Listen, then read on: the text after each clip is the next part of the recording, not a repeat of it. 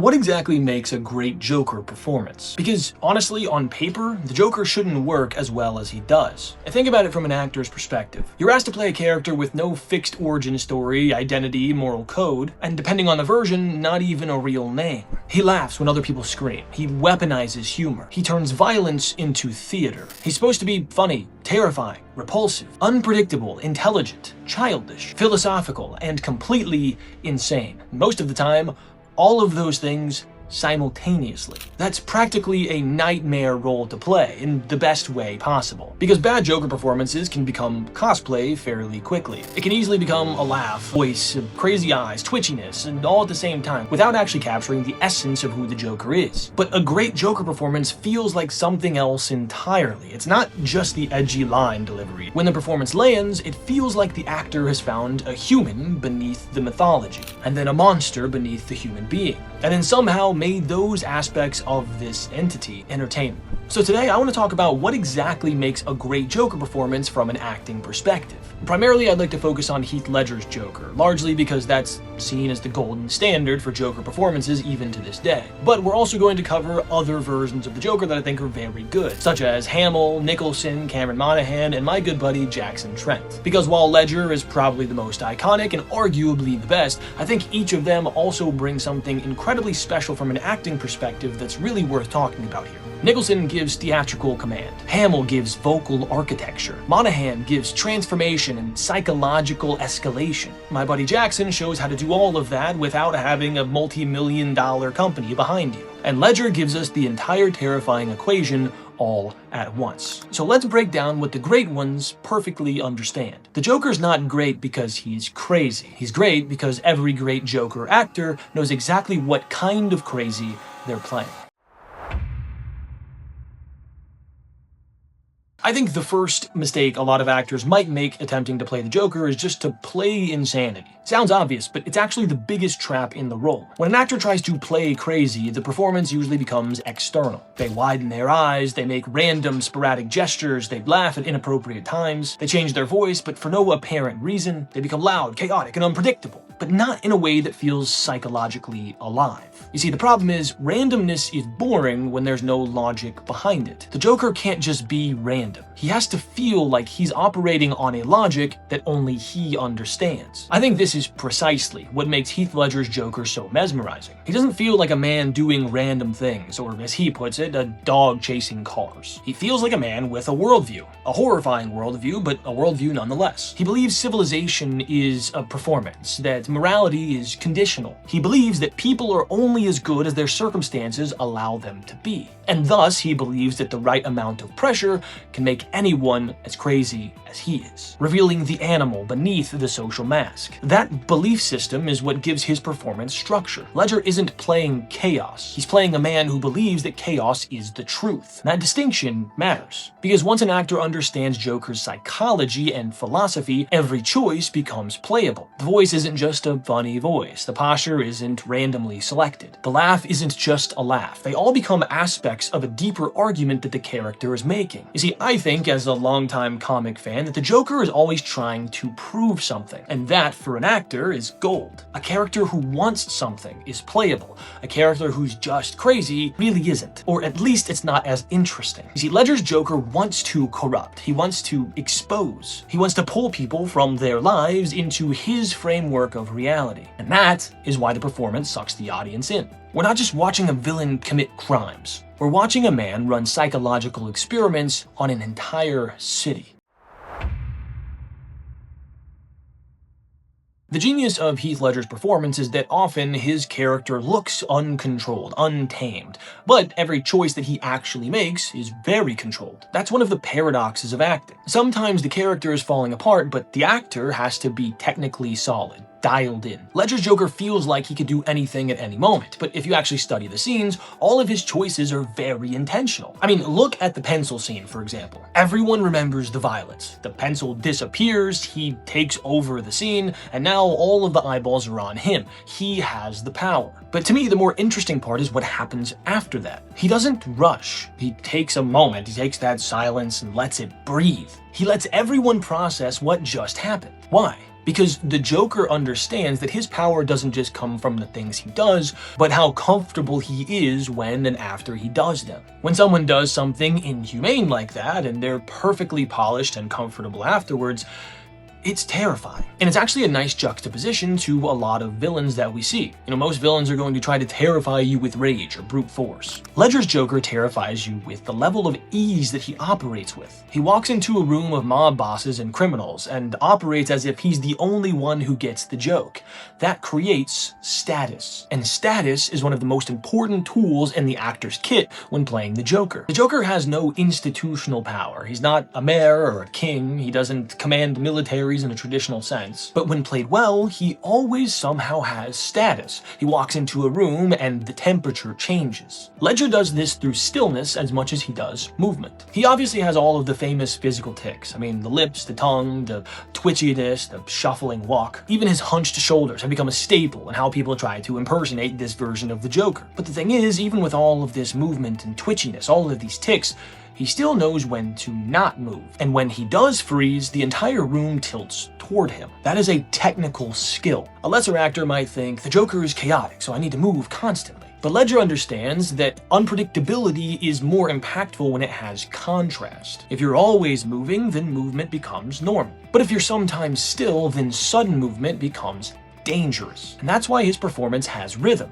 And rhythm is huge for the Joker. He's musical, although not always literally, sometimes, yes. But the character has tempo. He speeds up, he slows down, he pauses, attacks, retreats, whispers, growls, giggles. The performance has to feel like jazz with a knife behind it. And Ledger's Joker is always changing tempo. In the interrogation scene, he starts almost conversational. He lets Batman think that he has control. Then he needles him.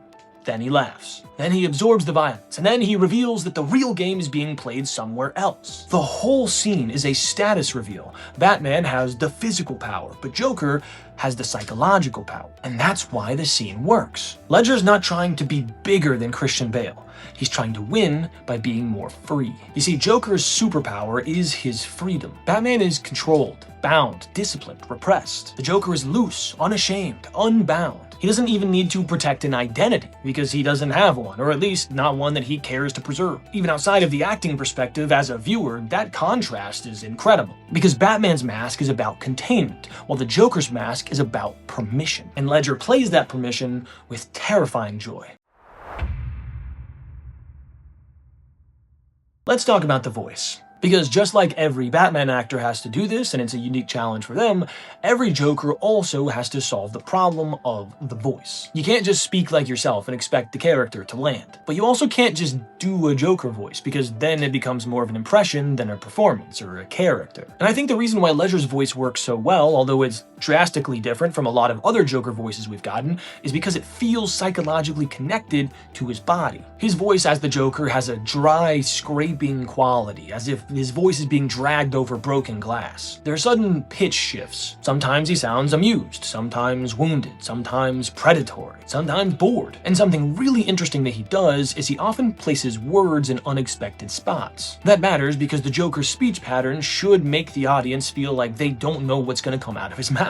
A lot of great actors use vocal unpredictability to create psychological suspense for the audience. It's something that subconsciously makes us latch on to the person because we don't really know what to expect, and so it heightens our awareness of what's going on. Ledger is a master of this. Sometimes he'll stretch a word and then he'll clip the next one. He'll throw away a line another actor might emphasize, and then he'll emphasize a word that you might not expect. That keeps the viewer leaning forward, locked in. What's really interesting about his voice in particular, though, is that there's a lot of contradictions in it. It's playful but dead, childlike but ancient, casual but threatening. He sounds like a guy who's telling a joke at a bar, and then a second later sounds like a guy who has been thinking about murder for the past month and hasn't slept a single day of it. That contradiction is the Joker. What I will say, though, is while he is fantastic at this, I think the greatest of all time in terms of the vocal architecture of the Joker has gotta be Mark Hamill. And this is largely because most of his iterations exist through voice alone. He doesn't have the luxury of his face or his body on camera. He has to carry the performance with nothing but his vocals. And Hamill's vocal range is genius. His Joker laugh isn't just a laugh, it's an entire orchestra. He has a delighted laugh, a mocking laugh, a seductive laugh, a fake polite laugh, a cruel laugh, a maniacal laugh, I've already won laugh.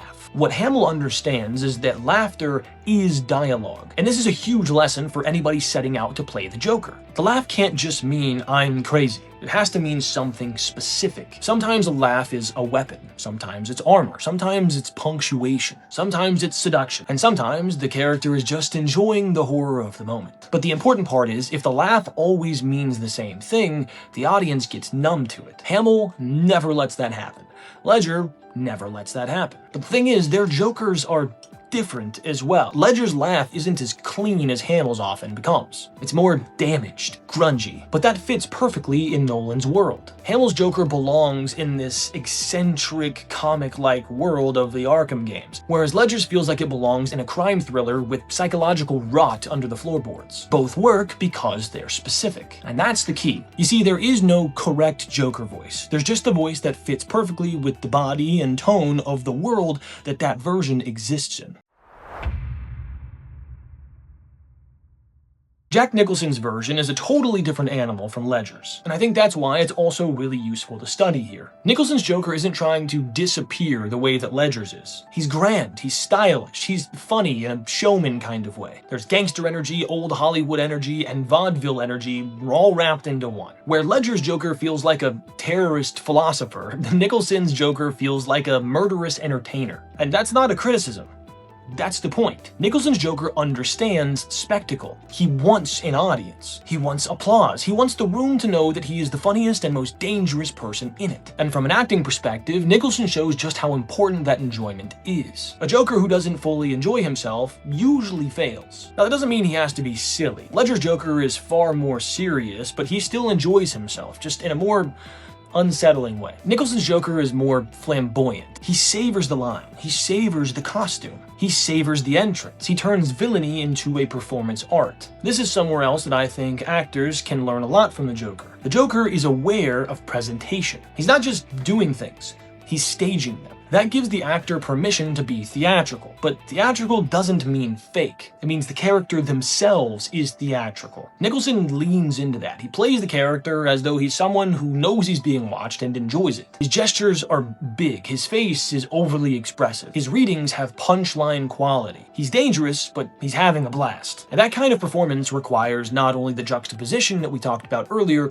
but also an enormous amount of confidence. If you're only half committed, it dies. And that's why Nicholson's performance still works. He commits to the size of it. He doesn't apologize for the flamboyance. He understands that this Joker belongs in Tim Burton's world. Operatic, stylized, grotesque, darkly funny, very comical. And that's another major acting lesson. As I pointed to earlier, a great Joker fits into the world around him. Not in the traditional way, like you fit in with your friend group, but he feels like he's a part of that world. I mean, think about it. The Ledger's Joker would feel really weird if you dropped them into Burton's Gotham. And Nicholson's Joker would feel incredibly strange and out of place in the Chicago-like Gotham that Christopher Nolan adopted. Hamill's Joker belongs in an animated universe. Monaghan's belongs in the heightened, ever-evolving madness feel of Gotham. And Trent's belongs in a place like Red Hood Resurrection, where there's an amalgamation of a lot of the previous things we've talked about, but he has to execute quickly and sharply because we don't have the same amount of budget and screen time. Basically, the actor's job isn't to play the definitive Joker in the abstract. The actor's job is to play the Joker that belongs in the story that's being told.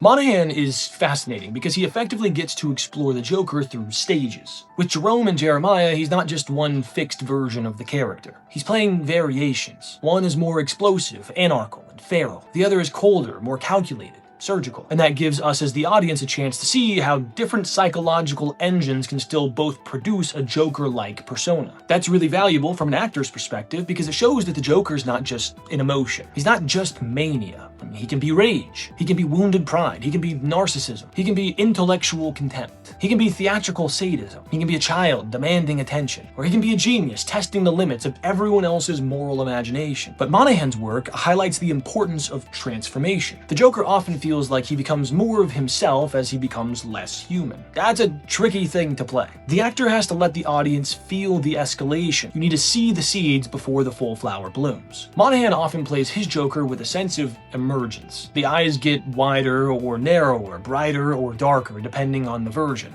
The smile gets wider. The voice shifts. The body changes. The relationship to other people changes. And at first, the madness might look like damage, but later it becomes identity. That's an important psychological idea. Some versions of the Joker are frightening because they seem broken, and others are frightening because they seem terribly complete. Ledger's Joker feels completed. I mean, we don't see him become the Joker. He arrives fully formed, like a disease that Gotham had but refused to diagnose. Because of the world that Monaghan was playing in, he has to play the becoming. But both approaches can work. If you're playing a Joker post-transformation, you need mystery. And if you're playing the transformation itself, you need progression. And that progression has to be specific. You notice how we keep coming back to specifics. That's one of the key tools in an actor's toolbox. But for that progression, you can't just become crazy. You need to become more free, more cruel, more theatrical, more detached, more obsessed, more ideologically committed, whatever the version demands. And this is where acting technique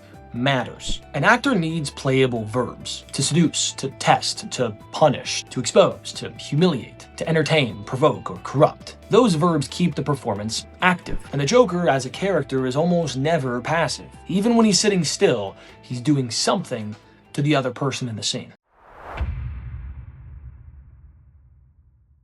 I'd also like to bring up Jackson Trent, my good buddy who plays the Joker in Red Hood Resurrection, because smaller production scale performances often reveal something that we miss with bigger production projects. When you don't have the full weight of a massive studio film, giant production value, built-out sets, and global marketing campaigns, the acting choices have to communicate and communicate fast. In a fan film or independent context, especially for well-known characters, audiences are bound to arrive with preloaded expectations. They already know the Joker. They've already got Ledger or Monaghan or Hamill or Nicholson in their head. So the actor has to acknowledge the archetypes without falling prey to imitation. That's a very hard needle to thread. It requires specificity. And Jackson Trent is one of the most specific actors I've ever worked with in my life. You see, a smaller scale Joker performance can't just survive on vague Joker energy. It needs a clear point of view. What is the Joker's relationship to violence, to Jason Todd, to Batman, even to his own mythology? Is he amused by his legacy? Is he haunted by nothing? Is he trying to get a reaction? Or does he already assume that he owns the room? You see, those choices matter because the Joker often operates in a relational way that people tend to overlook. Basically, a lot of his scenes are relational scenes disguised as villain scenes,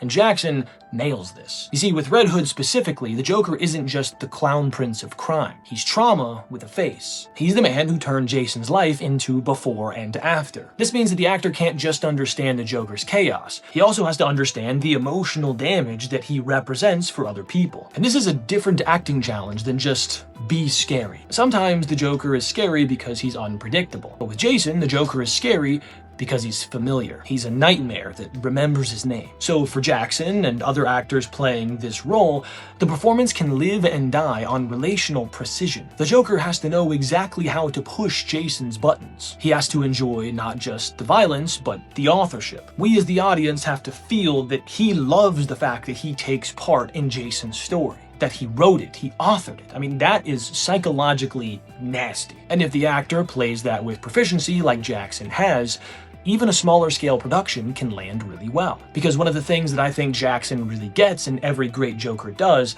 is that the Joker isn't just a character, he is an effect on everyone else.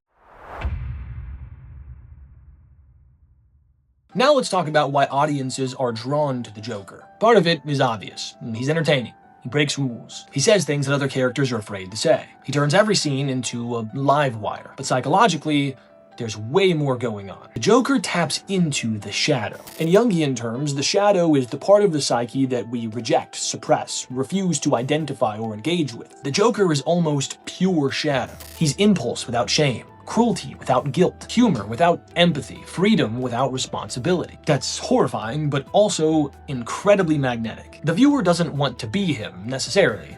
hopefully, but they can identify with the fantasy of unlimited permission. No social mask, no fear of judgment, no need to be liked, no need to be consistent, no need to obey the rules that everyone pretends are natural. A great Joker performance allows for the audience to feel the seduction of that freedom, while also bearing witness to the horror of it. That balance is crucial. If Joker's only disgusting, he's one note. If he's only charming, then the performance glamorizes him far too much. The best Joker performances make you laugh while also making you uncomfortable for laughing. Ledger is brilliant at this, and so is Jackson. In The Dark Knight, Ledger gets a lot of laughs, genuine ones. I mean, the nurse outfit, the awkward little pause with the detonator, the high in the hospital with Harvey Dent. I mean, these moments, they're all funny, but they're funny in a way that kind of makes you question your reaction if you really analyze what's going on. That's the Joker's psychology working on the viewer. The character implicates the audience. He turns us into Gotham citizens witnessing the spectacle. We know we should be horrified, but we just can't seem to break away. And this is where psychological tricks and acting techniques overlap. One of the oldest tricks in the book, psychologically, is unpredictability. The human brain is wired to pay attention to uncertain outcomes. If we can't predict what someone will do next, then we watch more closely. Heath Ledger weaponized that. But unpredictability alone is often not enough. The audience needs coherence. So a great Joker performance gives us unpredictability baked into a coherent worldview. We don't necessarily know what he will do, but we do know that he could do anything. That's the sweet spot, and it's much scarier. From an acting technique standpoint, the best way to approach the Joker is basically how you approach any other role. You have objective, obstacle, and tactic. What does he want? What's in his way? And what does he have to do to get what he wants? In a normal scene, this is often very simple. The character wants forgiveness, the obstacle is this other person's anger, and so their tactic is an apology. With the Joker, the objectives often get twisted. He wants Batman to break his rule. He wants Harvey Dent to give in to his version of morality. He wants Gotham as a city to reveal its hypocrisy. He wants the mob to admit that their order is fragile. He wants Jason Todd to remember pain. But the thing is, once the objective is clear, the madness becomes actable. We go back to Ledger's interrogation scene. I think this is a perfect example of this. His objective is not to escape physically. His objective is to get inside of Batman's head and show him that his version of control is fragile. He mocks, he withholds information, he absorbs violence. He reframes the scene, and then he turns Batman's violence into evidence for his own philosophy. That's why the scene is so good.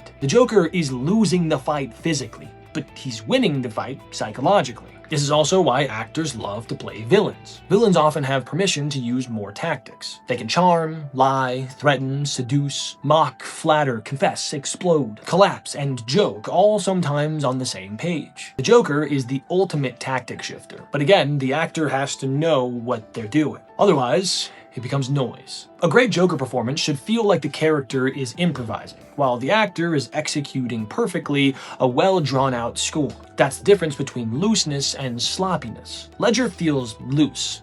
He's not sloppy. Hamill feels wild.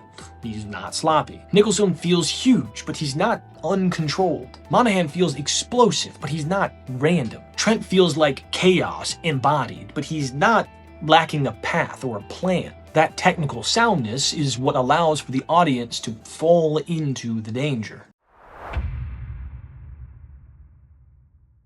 A lot of people overlook this aspect of the Joker, but I think it's actually incredibly important. His body is critical for the role. Now, that doesn't necessarily mean that he has to be built a certain way, necessarily.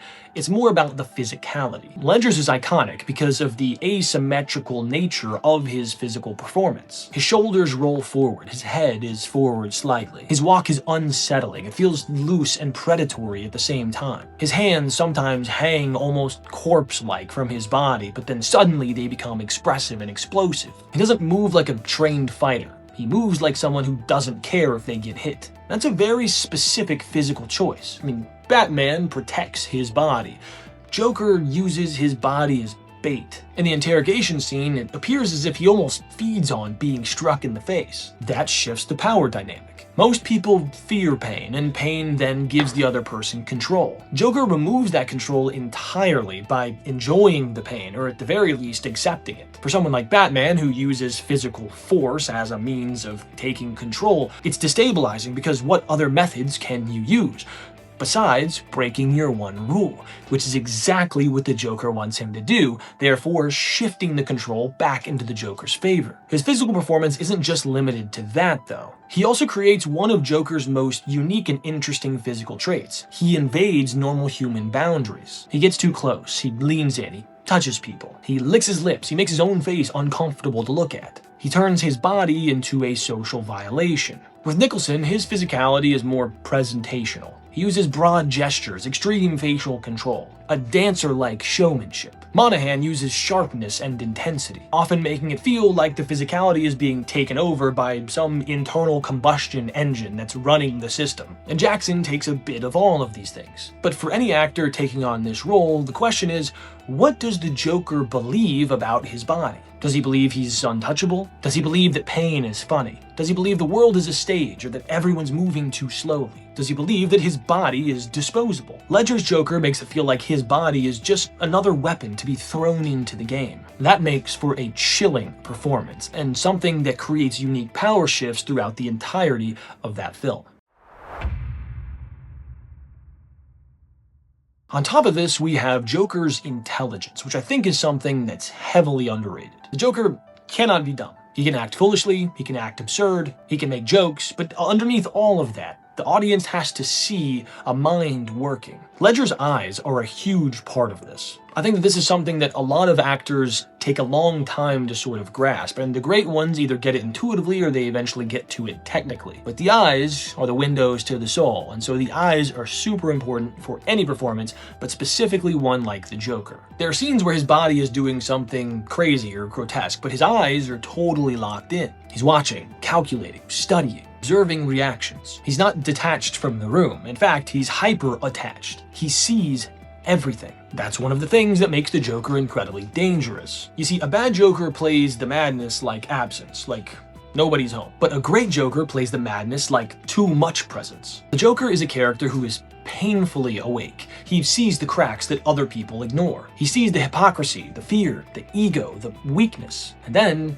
he presses on it. That intelligence is also why the philosophical side really matters. Ledger's Joker is compelling not just because he's evil, but because he's making an argument. Again, a terrible argument, but an argument nonetheless. And the movie takes that argument seriously enough to where Batman has to answer it. And this is why the character has weight. The Joker says, in a nutshell, that people are civilized only when civilization is convenient. Batman says, no, people are good even when it costs them. That conflict is what gives both performances mythic power. The actor playing the Joker has to believe his side of the argument, at least while he's in character. Doesn't have to approve it on a personal level as the actor, but as the character, he has to fully lean into it. This is where a lot of actors can get scared, and rightfully so. But if you judge the character while playing him, you weaken the performance. The actor has to advocate for the character's worldview in every scene. Ledger does that. The Joker is wrong morally, but Ledger plays him as if he's right. And this is why he's persuasive.